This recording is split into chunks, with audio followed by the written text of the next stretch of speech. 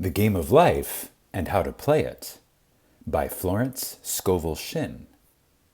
Read by Josiah Brandt. Chapter 1. The Game.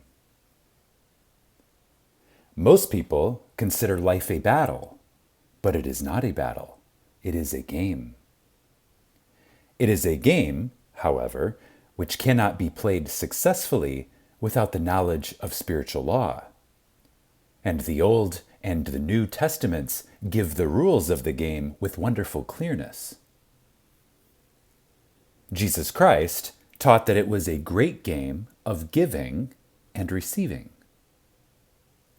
Whatsoever a man soweth, that shall he also reap. This means that whatever man sends out in word or deed will return to him, and what he gives, he will receive.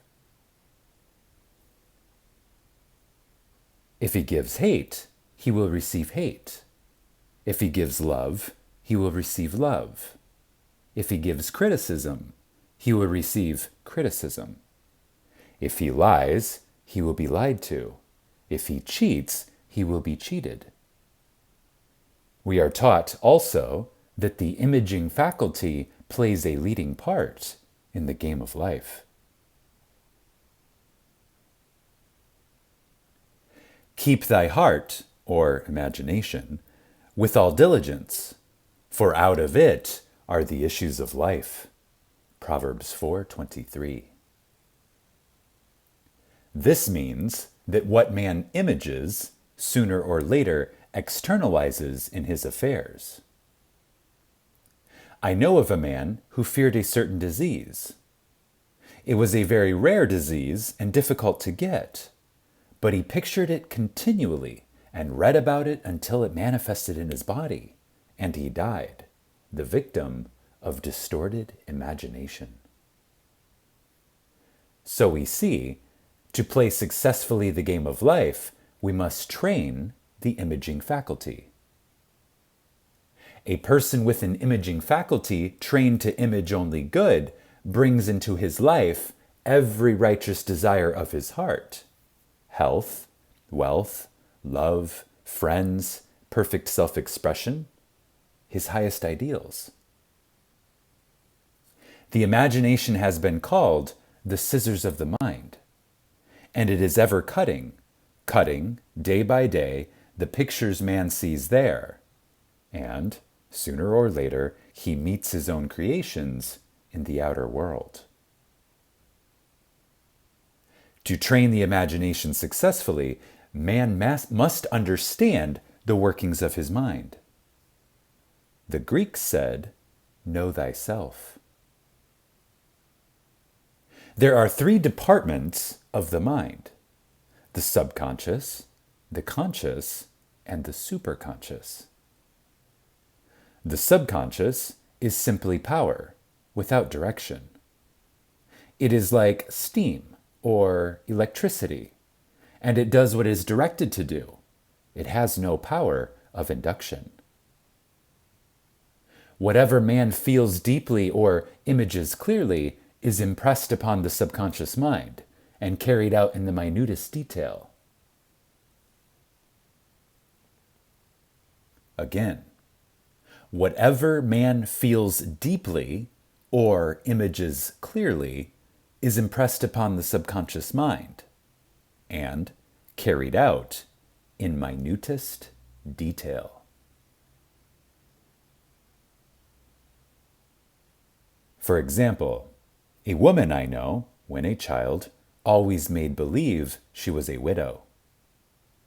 She dressed up in black clothes and wore a long black veil, and people thought she was very clever and amusing. She grew up and married a man with whom she was deeply in love. In a short time, he died, and she wore black with a sweeping veil for many years. The picture of herself as a widow was impressed upon the subconscious mind, and, in due time, worked itself out, regardless of the havoc created. The conscious mind has been called mortal or carnal mind. It is the human mind and sees life as it appears to be. It sees death, disaster, sickness, poverty, and limitation of every kind, and it impresses the subconscious. The superconscious mind is the God mind within each man, and is the realm of perfect ideas. In it is the perfect pattern spoken of by Plato, the divine design, for there is a divine design for each person. There is a place that you are to fill, and no one else can fill. Something you are to do, which no one else can do.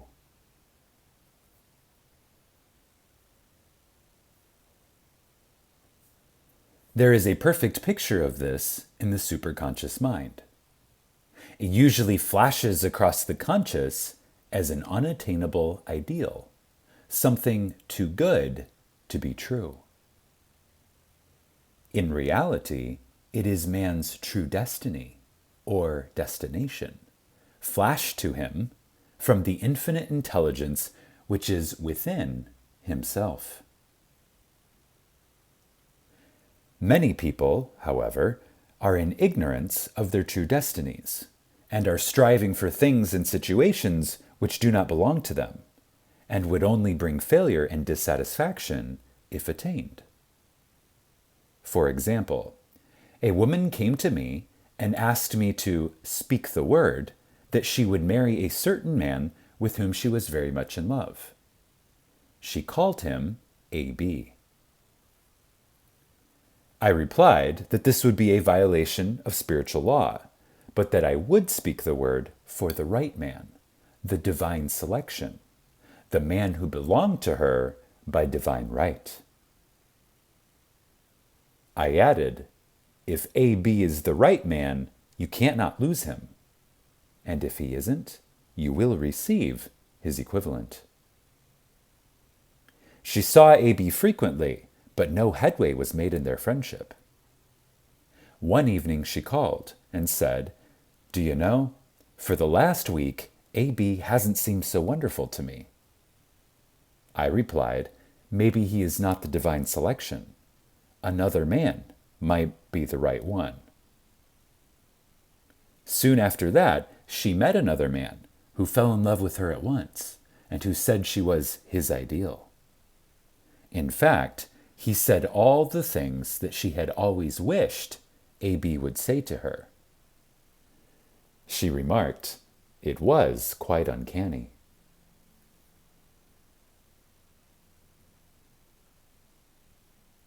She soon returned his love and lost all interest in A.B. This shows the law of substitution. A right idea was substituted for a wrong one. Therefore, there was no loss or sacrifice involved. Jesus Christ said, "Seek ye first the kingdom of God and his righteousness, and all these things shall be added unto you." And he said the kingdom was within man.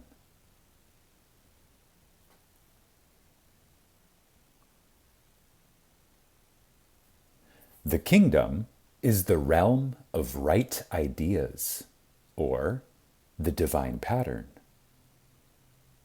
Jesus Christ taught that man's words played a leading part in the game of life. By your words ye are justified, and by your words ye are condemned. Many people have brought disaster into their lives through idle words. For example, a woman once asked me why her life was now one of poverty and limitation. Formerly, she had a home, surrounded by beautiful things, and had often tired of the management of her home, and had said repeatedly, "I'm sick and tired of things. I wish I lived in a trunk." And she added, "Today, I am living in that trunk." she had spoken herself into a trunk. The subconscious mind has no sense of humor, and people often joke themselves into unhappy experiences.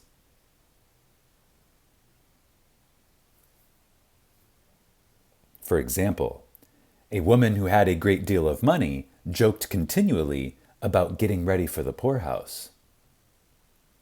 In a few years, she was almost destitute, having impressed the subconscious mind with a picture of lack and limitation. Fortunately, the law works both ways, and a situation of lack may be changed to one of plenty. For example, a woman came to me one hot summer's day for a treatment for prosperity. She was worn out, dejected, and discouraged. She said she possessed just $8 in the world. I said, "Good. We'll bless the $8 and multiply them as Jesus Christ multiplied the loaves and fishes. For he taught that every man had the power to bless and to multiply, to heal and to prosper." She said, "What shall I do next?"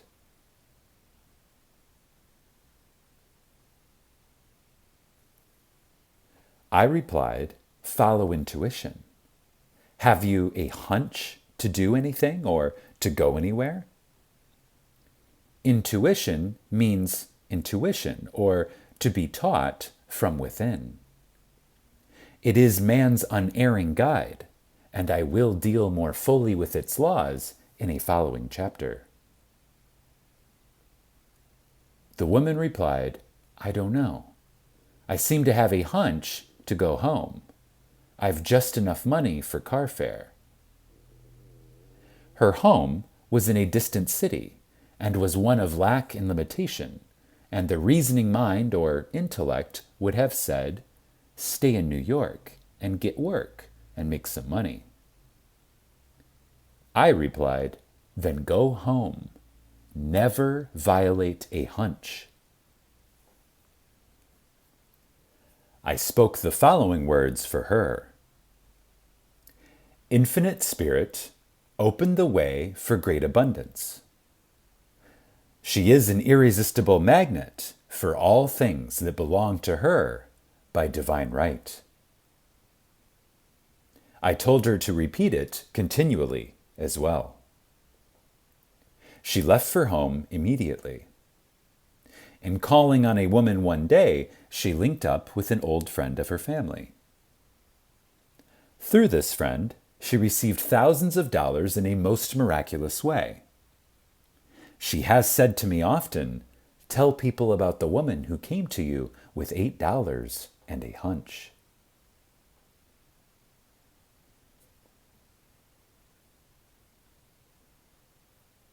There is always plenty on man's pathway, but it can only be brought into manifestation through desire, faith, or the spoken word. Jesus Christ brought out clearly that man must make the first move. Ask, and it shall be given to you.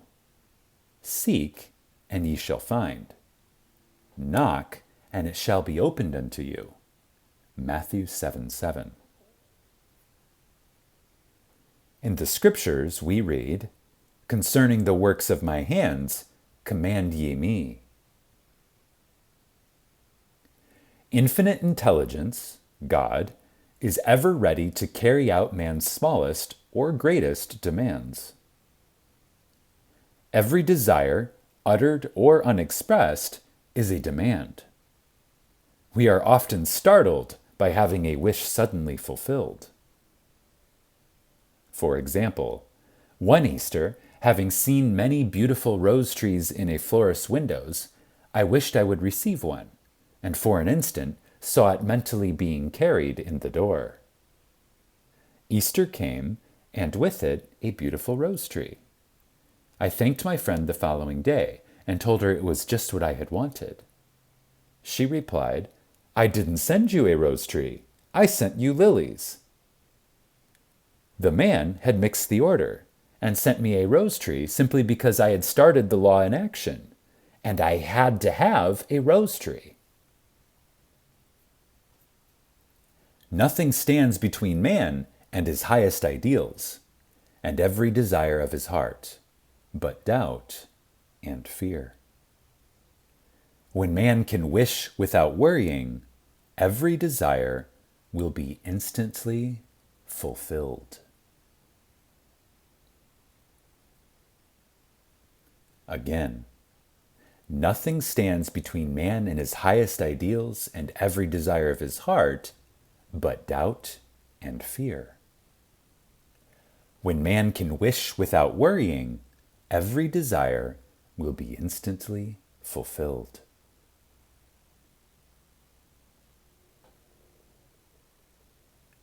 I will explain more fully in a following chapter the scientific reason for this, and fear must be erased from the consciousness. It is man's only enemy.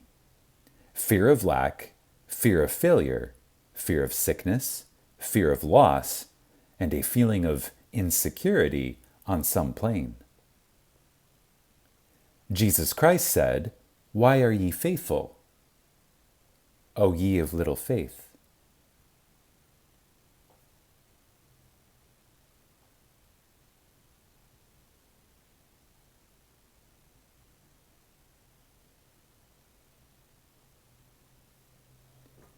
I will explain more fully in a following chapter the scientific reason for this, and fear must be erased from the consciousness. It is man's only enemy. Fear of lack, fear of failure, fear of sickness, fear of loss, and a feeling of insecurity on some plane. Jesus Christ said, "Why are ye fearful, O ye of little faith?" Matthew 8:26. So we can see we must substitute faith for fear. For fear is only inverted faith. It is faith in evil instead of good. The object of the game of life is to see clearly one's good and to obliterate all mental pictures of evil. This must be done by impressing the subconscious mind with a realization of good. A very brilliant man who has attained great success told me he had suddenly erased all fear from his consciousness by reading a sign which hung in a room. He saw printed in large letters this statement: "Why worry? It will probably never happen." These words were stamped indelibly upon his subconscious mind, and he has now a firm conviction that only good can come into his life. Therefore, only good can manifest. In the following chapter, I will deal with the different methods of impressing the subconscious mind. It is man's faithful servant, but one must be careful to give it the right orders. Man has ever a silent listener at his side, his subconscious mind.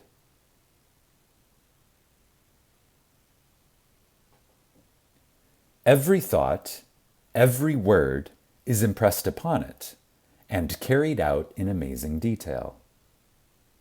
It is like a singer making a record on the sensitive disc of the phonographic plate. Every note and tone of the singer's voice is registered. If he coughs or hesitates, it is registered also. So, let us break all the old bad records in the subconscious mind, the records of our lives which we do not wish to keep, and make new and beautiful ones.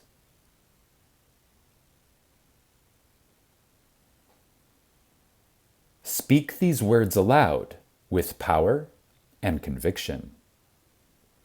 I now smash and demolish by my spoken word every untrue record in my subconscious mind. They shall return to the dust heap of their native nothingness, for they came from my own vain imaginings. I now make my perfect records through the Christ within, the records of health, wealth, love, and perfect self-expression. This is the square of life, the game completed.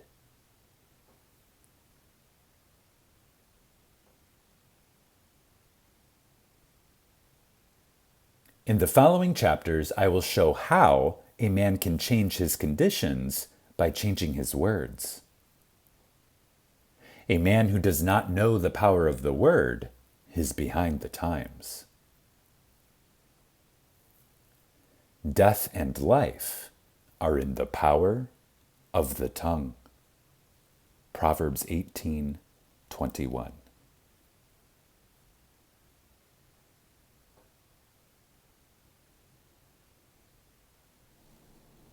Subscribe to this channel so that you will receive notifications on your device when new Neville Goddard content is posted.